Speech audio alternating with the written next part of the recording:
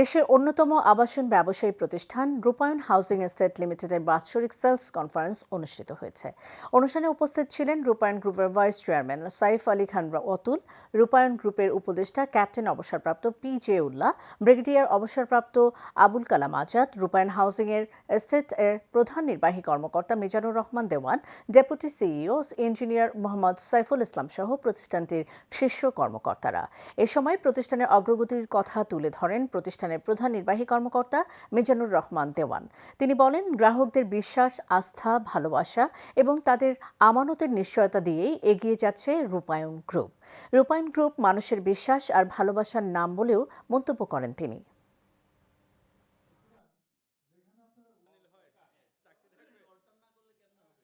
আমাদের প্রথম কথা হচ্ছে যে আমরা আভ্যন্তরীণ যে গ্রাহক আছে তাদের পাশাপাশি যারা এনআরবিজ আছেন, যারা দেশের বাইরে অবস্থান করেন, তাদের একটা বিশাল ইনভেস্টমেন্ট এবং তাদের যে নিডস, এই নিডসকে সামনে রেখে আমরা এই বছরটাকে সাজিয়েছি।